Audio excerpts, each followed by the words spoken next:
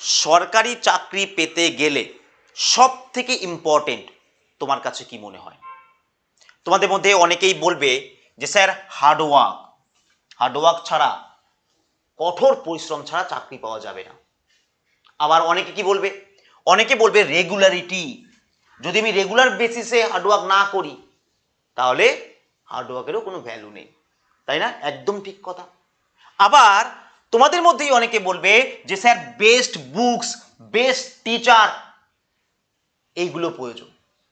দেখো, প্রশ্ন আমি তোমাকে করেছিলাম যে সব থেকে ইম্পর্টেন্ট কোনটা, এইগুলো তো অবশ্যই প্রয়োজন, কিন্তু সব থেকে ইম্পর্টেন্ট যেটা সেটা হচ্ছে প্ল্যানিং। ঠিক আছে? Proper planning, proper road map. না হলে তোমার জীবন থেকে কখন 7-8 বছর বেরিয়ে যাবে তুমি টেরও পাবে না।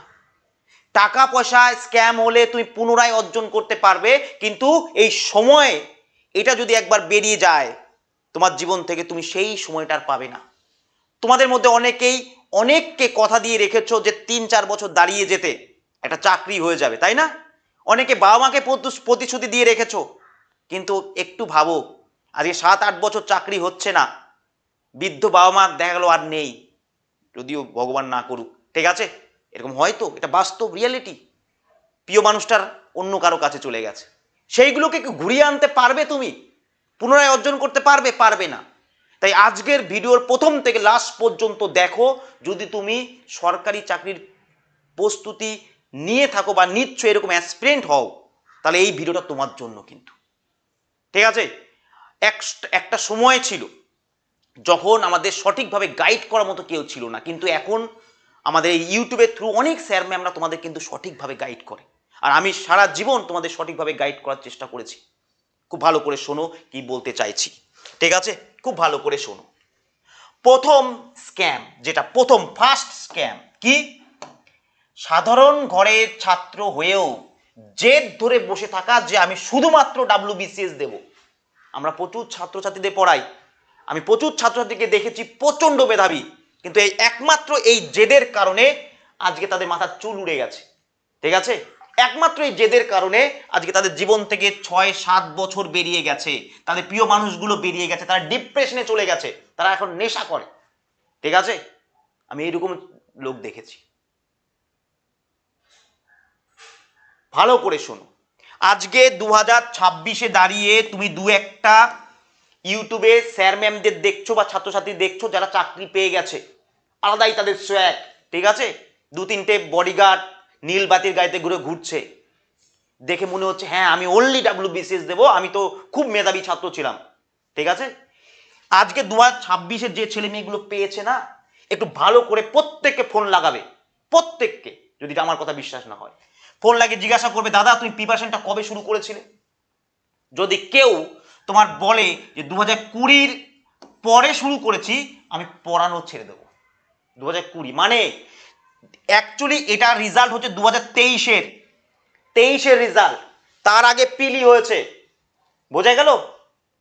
পিলি হয়েছে, তার মানে সেই ছেলেটা একবারই পিলি পাস করেছে, আমি ধরলাম, তার মানে সে কত ভালো করে প্রস্তুতি নিয়েছে। তার ভালো প্রস্তুতি নিলে 2 বছর লাগবে না? লাগবে।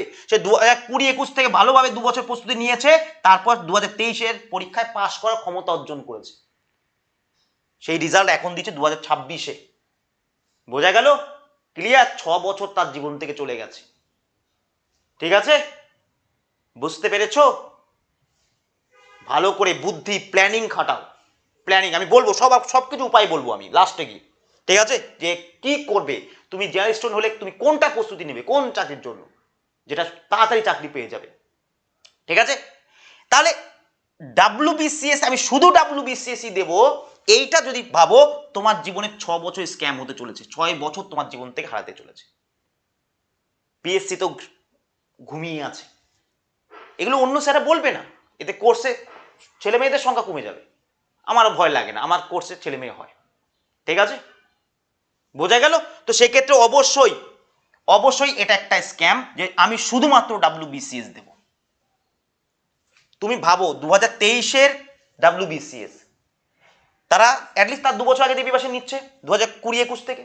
যদি সে একবার ফেল করে যায় মেন্সে গিয়ে বা ইন্টারভিউতে গিয়ে, তাহলে আরো 2 বছর বেড়ে যাবে, মানে 7-8 বছর। কথায় লজিক আছে কিনা দেখবে। দ্বিতীয় কি, তোমাদের মধ্যে অনেকেই ভাবে শুধুমাত্র মস্তিষ্ক থেকে ডোপামিন বের করার জন্য যে না আমি ওয়ান লাইনার পড়ে এমসিকিউ পড়ে আমি চাকরি পেয়ে যাব। অনেক স্যারদের ইউটিউবে ভিডিও দেখি যে না এই যে স্যার এত এমসিকিউ এনেছে এখান থেকেই সব কমন। এটা যদি তুমি ভাবো যে না আমাকে পরিশ্রম করতে হচ্ছে, হার্ডওয়ার্ক করতে হচ্ছে, আর আমি আমাদের ব্রেনটা কেন তৈরি করছে ভগবান জানো? এনার্জি বাঁচানোর জন্য। সায়েন্সেও ওই কথা বলে, ঠিক আছে? এনার্জি কিভাবে বাঁচাবে এই ব্রেন হচ্ছে সেটা অলওয়েজ ভাবে। যেখানে কষ্ট সেখানে আমরা করতে চাই না, সেই জন্য আমরা ভাবি কি যে ওয়ান লাইনার পরেই আমরা চাকরি পেয়ে যাব। এটা শুধুমাত্র 6 বছর 7 বছরের স্ক্যাম না, এটা লাইফ টাইম স্ক্যাম। তুমি সারা জীবন চাকরি পাবে না এটার জন্য।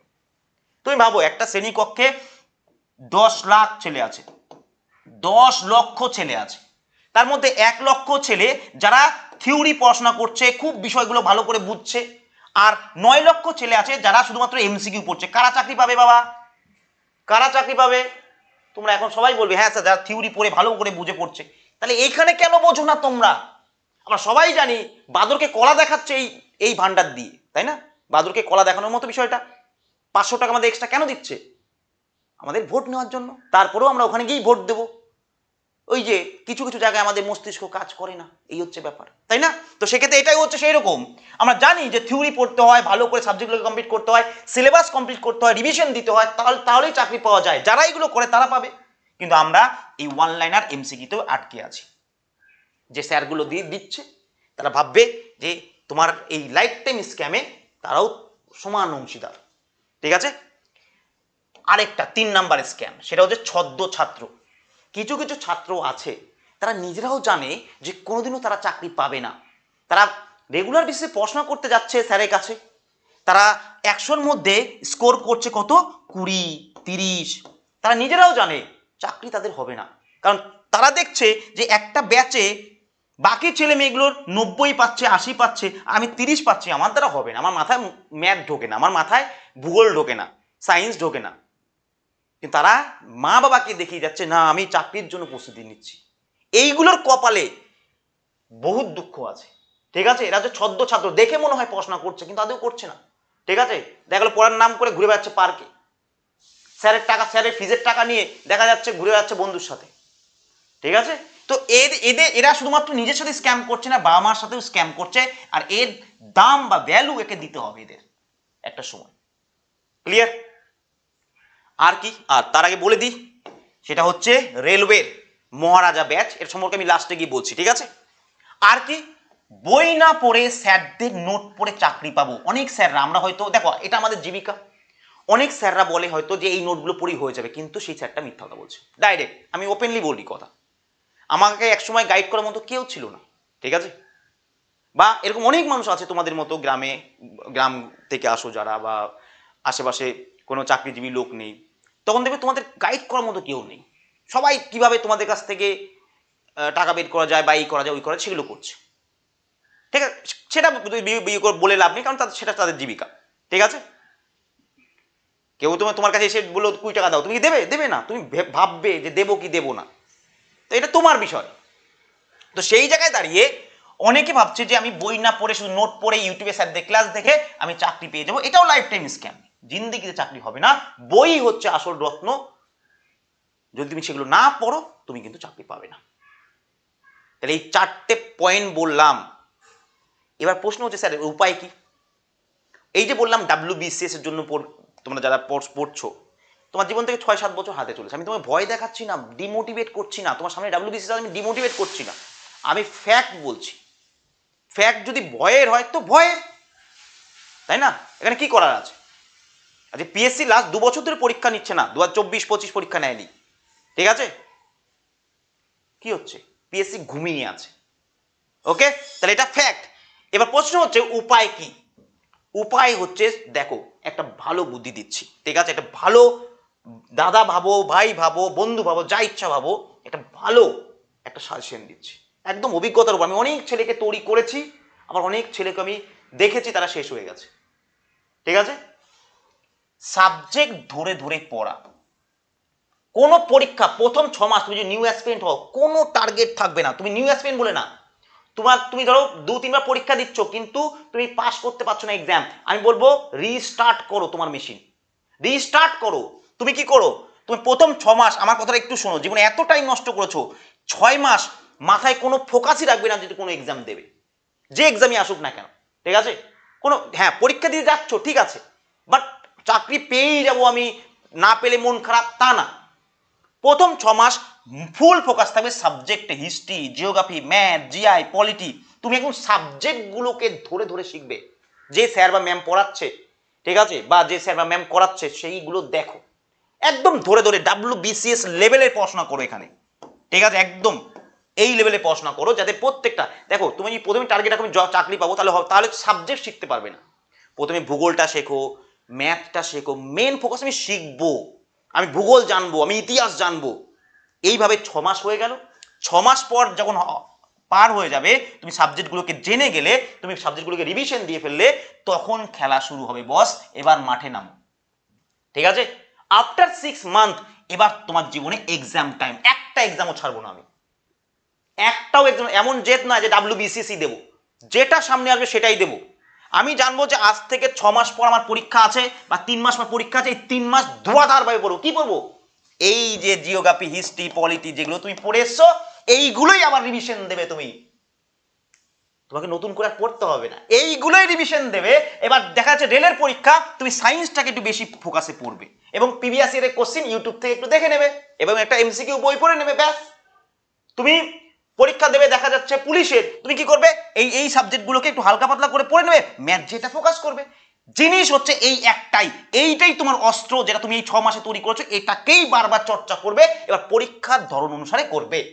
যে পরীক্ষায় দেখা যাচ্ছে স্ট্যাটিক জিকে বেশি, তুমি এখানে স্ট্যাটিক জিকে পড়েছিলে, তো স্ট্যাটিক জিকেটাকে তুমি বেশি করে চর্চা করবে, এবং তার সাথে একটা MCQ বই কিনে নেবে পরীক্ষার 6 মাস আগে, এবং ওই 6 মাস ধুমধাম ভাবে পড়বে।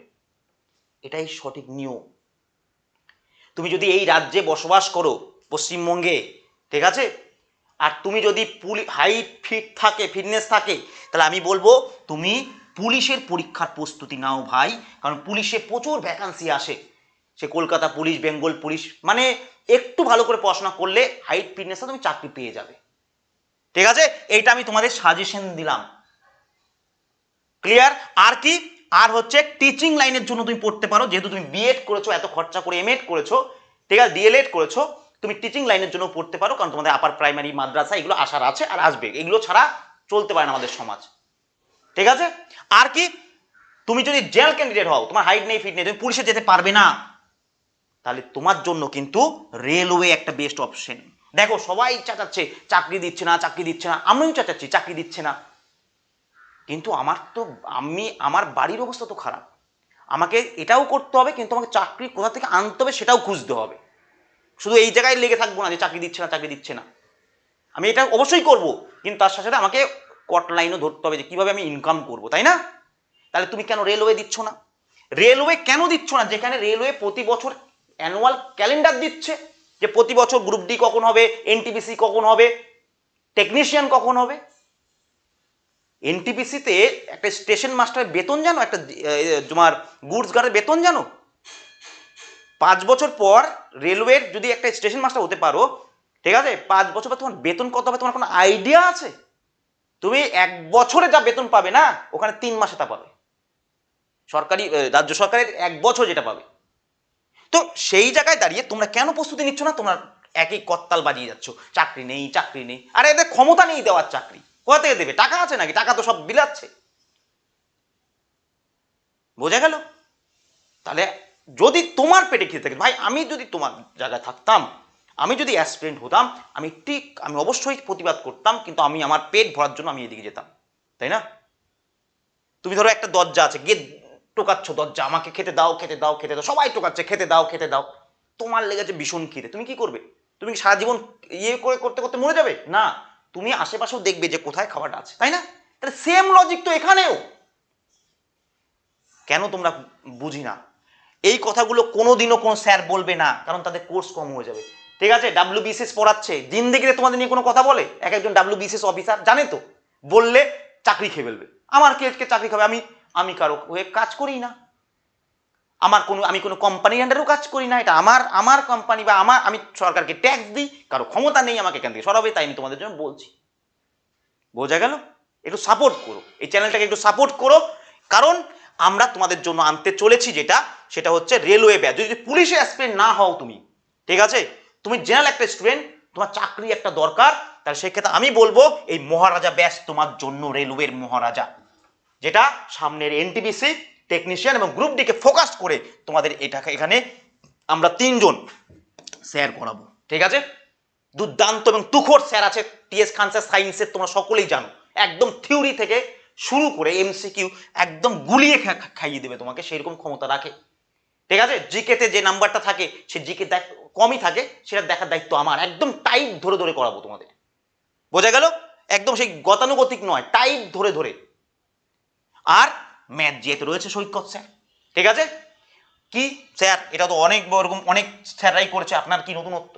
আমি আবার বলছি, এখানে এমন না কোনো লুকোচুরি, 20 থেকে 25টা ক্লাস রাখবো ওপেন।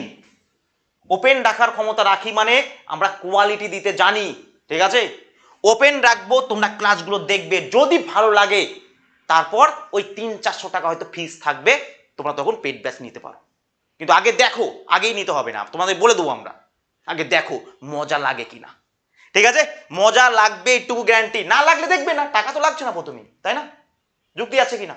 তো অবশ্যই দেখো, আমি আবার বলছি, স্রোতে গা ভাসাবে না, দেখে অনেক কিছুই ভালো লাগে কিন্তু বাস্তবে অনেক কিছুই কঠিন, ঠিক আছে। ডাব্লিউবিসিএস আমি কোনোভাবেই বললাম না যে ডাব্লিউবিসিএস দেবে না তোমরা, আমি কোনোভাবেই তোমাদের ডিমোটিভেট করলাম না ভাই। আমি আশা করি তোমরা যেহেতু ডাব্লিউবিসিএস এর জন্য যদি পড়ে থাকো, তোমাদের মাথায় সেইটুকু লজিক আছে যে আমি কেন বললাম। অনেক ছেলে মেয়ে, আমি আমাদের সাথে তোমরা হয়তো 2-4 জন সাথে কথা বলো, ঠিক আছে, আমরা কয়েক হাজার ছেলে মেয়েদের সাথে কথা বলি প্রতিদিন। তোমাকে যদি আমি ফোন দেখাই না, তোমরা হয়তো ভাববে, যা ফোনটা সুইচ অফ হয়ে গেছে, তোমাদের যদি ফোন দেখাই, প্রতিদিন অন্ততপক্ষে 4 থেকে 5 হাজার SMS ক্লিয়ার করতে হয় আমাদের, ঠিক আছে। এখানে দেখো কত আছে, আজকের SMS দেখো, এগুলো সব আমাদের তোমার স্টাফরা ক্লিয়ার করে। দেখো 2282 খানা SMS এখানে দেখতে পেয়েছো, 2282 খানা SMS পেন্ডিং রয়েছে, ক্লিয়ার। আমাদের স্টাফ বসে এগুলো ক্লিয়ার করাতে হয়। তো আমরা প্রচুর ছেলেমেয়ের সাথে কথা বলি। আর সত্যি কথা বলতে, আমি অনেক মেধাবী ছাত্রছাত্রী দেখেছি, খুব সাধারণ ঘর থেকে আসে কিন্তু প্রচণ্ড মেধাবী, শুধুমাত্র একটু সঠিক গাইডেন্সের অভাবে তারা শেষ হয়ে যায়। তারা কেউ টোটো চালায়, কেউ রাস্তাঘাটে ঘুরে বেড়ায়, আমি দেখেছি এগুলো। তাই আমার ভিডিওর মাধ্যমে যদি 2-1 জন ছাত্র ভালো হয়, আমি সেটাই চাইবো। সে ব্যাচ নাও বা না নাও, এগুলো পরে ব্যাপার, বললাম না, তোমার কাছে টাকা আছে, তুমি কাকে দেবে তোমার ব্যাপার, ঠিক আছে। তুমি যেখান থেকে ভালো সার্ভিস পাবে সেখানে দেবে। তো এইটা বড় ব্যাপার না, বড় ব্যাপারটা হচ্ছে এটা যে আমি দেখেছি গাইডেন্সের অভাবে, সঠিক প্ল্যানিংয়ের অভাবে অনেক ছাত্রছাত্রীরা শেষ হয়ে গেছে, ঠিক আছে। আমি আমার ভিডিওর মাধ্যমে যদি 2-1 জনও সঠিক পথ খুঁজে পায়, এটাই অনেক। 2-1 জন ছাত্র এমনও আছে না, সে কান্না করে দেয় যে স্যার আজকে সেই দিন যদি এই ভিডিওটা না দেখতাম, তাহলে আজকে আমি এই জায়গায় পৌঁছাতে পারতাম না, ঠিক আছে। তোমাদের মনে হচ্ছে স্যার কি বলছে, কিন্তু 2-1 জন এরকম আমি জানি, তাদের মাথায় পয়েন্টটা খেলে যাবে, হ্যাঁ স্যার এর কথা লজিক আছে, তো চলো এইভাবেই পড়ি। ওই 2-1 জনের জন্যই এই ভিডিওটা, ঠিক আছে। লাইক করে দিও যদি ভালো লাগে। থ্যাংক ইউ এতক্ষণ টাইম নষ্ট করার জন্য, থ্যাংক ইউ।